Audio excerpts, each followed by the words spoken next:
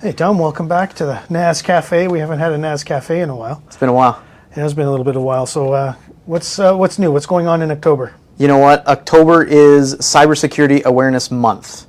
The whole month? The whole month, the IT industry decided, you know what, we should at least have 1 month a year where we specifically focus on it and just remind everybody about some of the principles. And what are we doing as a result of that just here at NAS?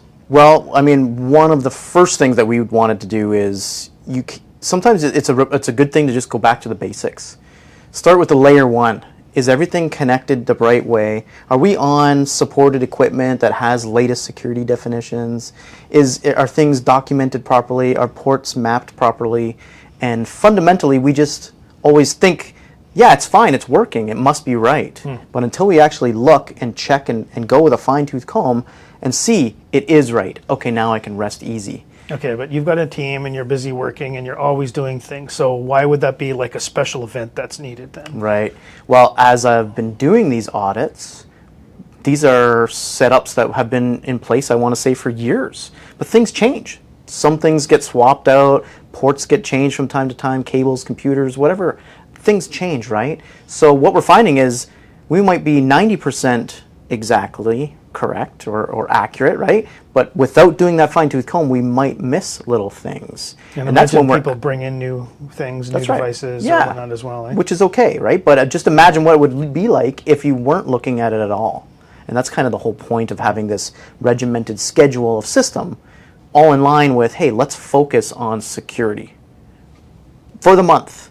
Maybe we'll be focusing on it throughout the year also, but in this case, let's make a concerted effort. Considering it's Cybersecurity Month, it's what we're focusing on here right now. So going back to basics. Yeah. And imagine if you're not looking. Imagine if you're not looking. Yeah, what would you find? You're going to find that whatever you're trusting as being safe and secure is very likely not. So instead of trusting that things are okay, you should probably trust that it's not. Okay. And look. I guess when I think of cybersecurity, I think about like desktop security, server security, antivirus. Like something like our Bitdefender platform, where we've got different levels of security. So why don't you just give us the 2-minute refresher on maybe the different levels of our security on coming in from that level? Everybody would love to have their IT security like Fort Knox, right? So I always think the best way to consider it is think about, or even Alcatraz, right? Impenetrable fortress. How do I need that? Well, you have to look from a physical aspect all the way out to all the way into the deepest inner sanctum. How many doors, how many locks, how many windows, how many cracks can we stop and prevent? Which could be, do I have antivirus? Is it using the latest definitions? Is my server protected from antivirus as well, right? Am I using newer technologies like endpoint detection and response, EDR? That's going to take next generation threats that are leveraging AI and whatnot. We need to have tools that are equipped to defend against AI, right? So think of each one of those as like the next door as you're trying to get into the treasure chest of my sensitive data, right? It reminds me of the Get Smart TV series, with all the doors opening and closing behind him as he's walking down the hallway. That's exactly it. So we got to think about that, right? So what's the differences maybe just between antivirus, EDR, MDR, XDR? Sure. What are the key differences? I mean, the simplest answer is the threat landscape and the tools equipped for the bad guys to do hacking has become substantially more sophisticated, way more powerful. Things that, and some of it's just horsepower, what 10 years ago we couldn't do on a computer because it didn't have enough horsepower. Now, an inexpensive phone has 10 times more horsepower than a computer did 10 years ago. So that is a component of it. So anyway, antivirus is going to take care of conventional and stuff that's just been in the wild, and viruses are being created and released daily. The next level is EDR, where it's an endpoint detection and response, and it's trying to figure out what are behaviors around the typical file, right? Antivirus is saying, my file has been checked for viruses and it's clean. Therefore, allow it free access to do whatever it wants. Yeah, I think antivirus would be scheduled, so it's sort of like scan my desktop at midnight. Sure. And then EDR would be more on demand. So and as real time and movement. Yep. as things Okay. are moving, right? So that was what it's going to get to. So now that file's being accessed or that file's stored over here, otherwise, nothing would be paying attention to that file misbehaving. It's been cleared. So we need a next generation tool that can pay attention to the operating system level commands as well as the file system commands and things that may be happening behind the scenes that conventional antivirus is not aware or doesn't have the ability to see. So EDR is going to pay attention to some of those things. Why would my receipt PDF from my email all of a sudden want to do an elevated permission request to the operating system? Well, it would never do that under conventional circumstances, but without eyes looking at that type of behavior, you'll never know. And it just all of a sudden, wow, I'm breached, right? So EDR is definitely what I would consider like the baseline now. You can't have a good security in business anymore without it. You need that eyes. You just can't on even do it. Everything that's happening Yep. on your PCs. Yeah, we're at the point where I'm like, if I'm interviewing new companies to try and take them on as a IT support, if they don't have EDR, it's too risky for me. It's mandatory now.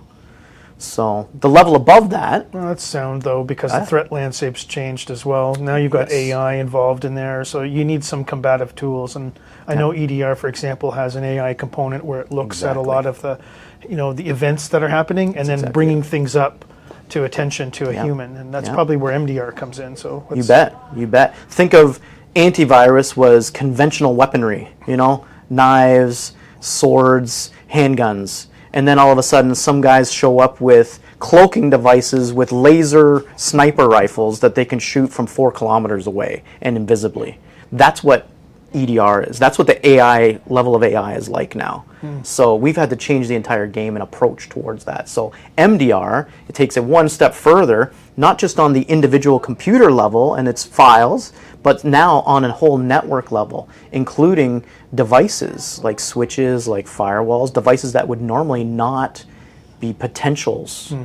But they each have little RAM buffers and stuff like that files or code can reside in temporarily and would normally just pass by all these other sniffing and alerting tools that we've been using for 20, 30 years in the IT space, right? So MDR is a managed human group of humans, but also employing network-wide visibility into behavioral trends that are showing what is good and clean and what is inappropriate or uncalled for and or malicious. Yeah, the AI system kind of learns that, okay, Dom does something a certain way, Yeah. he's using these tools, but then all of a sudden there's a new thing That's that right. gets flagged for somebody to take a look at. Exactly. And then you actually have a human making a determination saying, oh, that's actually okay because it's just a new thing, Yeah. or, oh, this should be investigated, right? Right. That's where that security operations How center can we comes tell- from. yeah, how 24 can by we tell- 7. They're looking at it 24 hours a day, and 24/7. it's no longer just a business 8 to No. 6 'Cause range, right? We're doing maintenance. So how can I tell the difference between Dan doing maintenance at 11:30 at night or 1 in the morning on a Sunday, which may be appropriate, versus someone else who is a bad actor that somehow got into security permissions and is now doing multiple functions on the thing. So that's where the AI really makes a help to equip the humans who are reviewing this to say, wait a second, oh, that's easy. Every other time, Dan always does this, this, and this. And that's been kind of whitelisted behaviors. In this case, it's way different. Okay, lock it down. So that's the difference too, is that MDR has the ability to stop traffic flow on a network. EDR stops traffic on a computer system or a server system specifically, right? So that these are very different layers of mitigation of risk, right, and mitigation of damages. It's one thing that maybe a virus goes rampant among computers, but if it's not leaving the network with sensitive information, it's not the same as very sensitive information now being spread in a breach type scenario, right? So that's where the MDR really shines above as an extra value that is the big difference. It's the warship. Yeah. know? Also having a security operations center attached to it. That's what I right? mean. That's, Yeah. That's a big thing. So when I say MDR, I'm presuming you've got that layer on top of the EDR. Yeah, you're with not just the waiting for a 24/7. piece of software that just spits out something. There's actually Yeah. people there looking at it and able Yeah. to inject themselves in the middle of it. Yeah.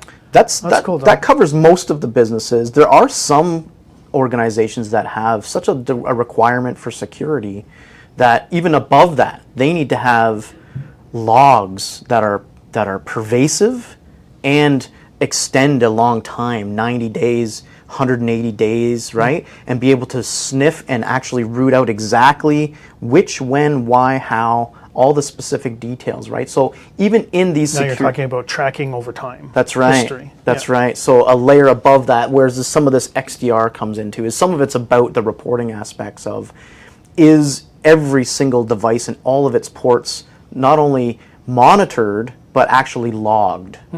So that even if a real-time event is captured or missed, we have the ability now to forensically discover where and how and why.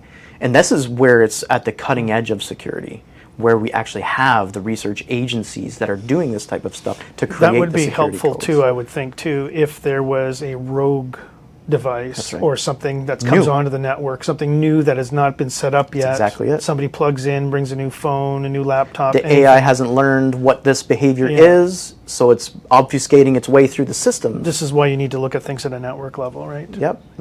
So That's great, lots Tom. there.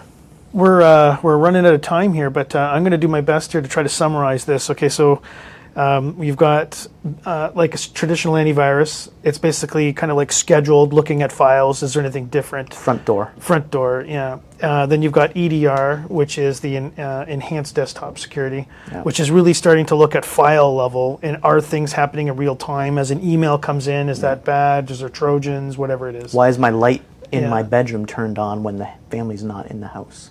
Exactly. Yeah, it starts to learn some behavior. So there's some AI in there as well that's learning what's kind of normal. And then the MDR would really be taking it over to a 24/7, Yeah. human perspective as to what's happening. So things get flagged, and there's an ability to actually lock down the network Yes. remotely. Amazing. Which is really, so hey, there's something going on this one PC. There's an exploit. Lock it down, and then that's a defense mechanism against the whole networks being compromised. Correct.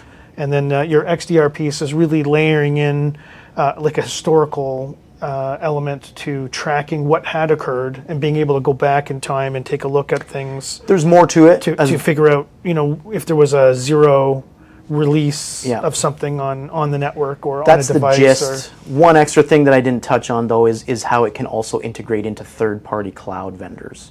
So it takes it not just out of your personal network, but now is tracking into other vendors and their networks where we may be forced to cross paths. That's where the X is sort of like the extra or external, X meaning A, B, C, D, E, any of these versions together.